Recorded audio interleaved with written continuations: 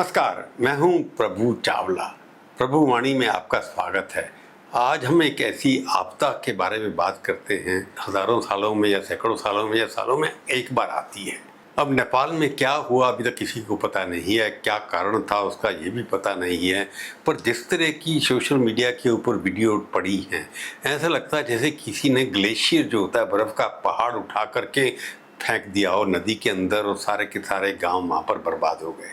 अभी तक पता नहीं है कि वहां पर क्या हुआ है। ऑफिशियली तो ये कह रहे हैं कि 270 लोगों की जानें गई हैं, ये भी कह रहे हैं कि 500 लापता हैं, परंतु कई लोग तबाह हो गए, कई वहां पर गांव खत्म हो गए हैं, डूब गए हैं। और जो लोग बेचारे कैलाश यात्रा पर जा रहे थे भारतीय, वहां भी उसमें से कम 200 भारतीयों को भी वहां पर मिस हो गए हैं। सदगुरु जी, उनके साथ जो टीम गई थी, उनके भी 70 से लोग गायब हैं, अभी तक मिले नहीं हैं।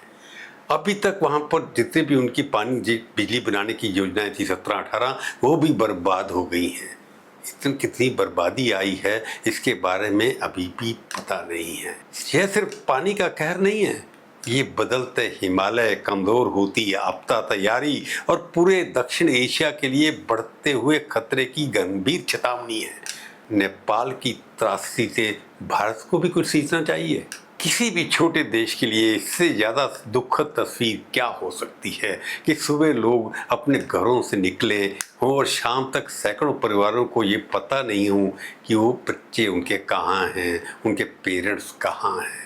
और जो यात्री वहाँ पर गए हैं दूसरे देशों से, उनके बच्चे या उनके परिवार वाले सोचते हैं कि उनका क्या हुआ। वहाँ के टेलीफोन बंद हो गए, मकान के मकान बह गए, पुल के पुल उड़ गए। नेपाल आज इसी दर्द से गुजर रहा है। एक ऐसी बाढ़ ने जो अचानक पहाड़ों से सीधी उतरी, रास्ते में आने वाली जिंदगी को अपने साथ बहा लिया। घर बहे, पुल टूटे, सड़कें गायब हो गई और कई परिवारों के पास अपने लोगों को बचाने के लिए 1 मिनट भी नहीं था। अब तक कम से कम 300 से ज़्यादा लोगों की मौत तो की खबर है। 1000 से लोग अभी भी लापता हैं, ये तो ऑफिशियल है, जिनके बारे पता नहीं है। लेकिन इन आंकड़ों के पीछे जो एक ह्यूमन ट्रेजेडी है, उसे किसी संख्या से नहीं बांधा जा सकता। हर मौत के लिए पीछे एक परिवार है, हर लापता व्यक्ति के पीछे किसी की माँ, किसी का पिता, किसी की बच्चे, किसी जीवन साथी की वह उम्मीद है जो अभी तक पूरी तरह टूटी नहीं है। सबसे ज़्यादा तबाही नेपाल के रासुआ इलाके और भोटेकोशी नदी के आसपास देखने को मिली है। पानी अकेला नहीं आया था, उसके साथ चट्टानें थी, मलबा था और पहाड़ों का वह भारी बोझ था जिसने अपने रास्ते में आने वाली चीज़ों को संभलने का मौका तक नहीं दिया। वीडियो से देख सकते हैं लोग कैसे भाग रहे हैं और कैसे बिल्डिंग टूटती चली जा रही है। लेकिन इस ट्रेजेडी को समझने के लिए हमें पानी से ऊपर पहाड़ों की तरफ देखना होगा। पहले इस घटना को भूकंप से जोड़कर देखा गया था, लेकिन वैज्ञानिक विश्लेषण के अनुसार इसके पीछे ग्लेशियर से जुड़ी एक बड़ी घटना होने के संकेत मिले हैं। अमेरिका की एक जियोलॉजिकल सर्वेक्षण एजेंसी है USGS के, उनके अनुसार क्या कहना है, ग्लेशियर के बड़े हिस्से के टूटने, उससे पैदा हुए डेब्री, जो पूरा का पूरा कूड़ा होता है, जो इकट्ठा होता है मलबा, उसके फ्लो ने नदी में अचानक भारी मात्रा में पानी और मलबा पहुंचाया। उसके बाद पैदा हुई फ्लैश फ्लड, उसने नीचे के इलाकों को तबाह कर दिया सेकंड्स के अंदर। और यहीं से ये कहानी नेपाल से निकलकर पूरे हिमालय की कहानी बन जाती है। हिमालय सिर्फ पहाड़ नहीं है, ये पहाड़ भारत और नेपाल की नदियों को जीवन देता है। करोड़ों लोगों की खेती, पीने का पानी और रोजमर्रा की जिंदगी इन नदियों पर निर्भर है। लेकिन ये हिमालय आज जलवायु परिवर्तन और तेजी से बदलते पर्यावरण के दबाव में है। ग्लेशियर बदल रहे हैं, बर्फ पिघल रही है, पहाड़ी झीलों का स्वरूप बदल रहा है और इसी इलाकों में पहाड़ों की प्रकृति विकसित भी चुनौती का सामना कर रहे हैं। राबता का कारण क्लाइमेट चेंज दिखाई देता है।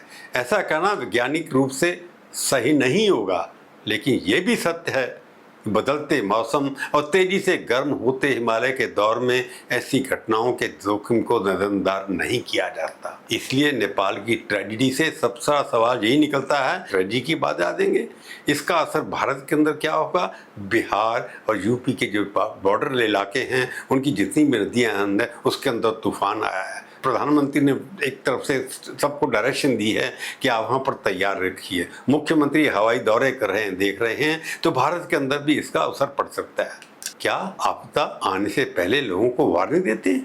नहीं देती है। आज नेपाल को राहत चाहिए, भारत के इलाकों को भी राहत चाहिए, घायलों को इलाज चाहिए, जिन लोगों ने अपने घर खोए उनको आश्रय चाहिए, और जिनके अपने लापता हैं उनके लिए हर गुजरता घंटा उम्मीद और भय के बीच बीत रहा है। लेकिन राहत के बाद पुनर्निर्माण होगा, सड़कें फिर बनेगी, पुल फिर खड़े होंगे। मगर अगर हमने खतरे की जड़ को नहीं समझा तो अगली बार फिर वही सवाल पूछेगी, क्या हमारी तैयारी पर्याप्त थी?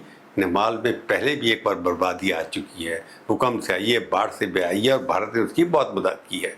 नेपाल को ये आधुनिक अर्ली वार्निंग सिस्टम की ज़रूरत है, ग्लेशियरों और बर्फीली झीलों की लगातार निगरानी की ज़रूरत है, नदियों में सेंसर और रियल टाइम मॉनिटरिंग बढ़ानी होगी, और सबसे महत्वपूर्ण नेपाल, चीन और भारत को ऐसी सूचनाओं को साझा करने की व्यवस्था बनानी होगी, ताकि ऊपर पहाड़ में होने वाली किसी असामान्य घटना की खबर नीचे रहने वाले लोगों को तब समय तक पहुंचाया जाए। भारत के लिए ये भी सिर्फ नेपाल की खबर नहीं है। नेपाल की नदियां भारत में आती हैं, हिमालय में होने वाला बदलाव सीमाओं पर रुकता नहीं है, इसलिए भारत को भी नेपाल के साथ इमरजेंसी प्रबंधन होना चाहिए, आपदा का प्रबंधन होना चाहिए, नदी निगरानी और अर्ली वार्निंग सिस्टम को मजबूत करना चाहिए। लेकिन आज सबसे पहले हम उन लोगों को याद करना चाहेंगे जिनकी जिंदगी इस सैलाब ने छीन ली। 400 मौतें एक आंकड़ा नहीं है, ये 400 परिवारों का दुख है। 1000 लापता लोग सिर्फ एक सरकारी सूची का हिस्सा नहीं है, इनके घरों में अभी भी दरवाजे की तरफ नजरें लगी होंगी, इंतजार कर रहे होंगे। शायद किसी फ़ोन की घंटी बजने का इंतजार हो रहा होगा, शायद किसी माँ को अभी भी भरोसा है कि उसका बेटा लौट करके आएगा। ये किसी नेचुरल ट्रेजेडी की सबसे भयावह तस्वीर होती है। पानी ऊपर जाता है, मलबा हट जाता है, सड़कें फिर बन जाती हैं, लेकिन जिन घरों से कोई अपना चला जाता है वहाँ पानी उतरने के बाद भी सन्नाटा छाया रहता है। नेपाल आज उसी सन्नाटे से गुजरा है, और हमें इस सन्नाटे में सुनाई देती एक चेतावनी, उसे नजरअंदाज नहीं करना चाहिए। हमें हिमालय बता रहा है कि नेचर को चुनौती देकर विकास नहीं किया जा सकता, उसके साथ संतुलन बनाकर ही भविष्य सुरक्षित किया जा सकता है। नेपाल का दर्द आज नेपाल का केवल नहीं है, उसकी चेतावनी पूरे हिमालय की है। तो इसके ऊपर सोचना पड़ेगा, सबको बैठना पड़ेगा। आज की प्रभुवाणी में केवल इतना ही, फिर मिलेंगे, किसी और विषय पर बात करेंगे। तब तक के लिए नमस्कार।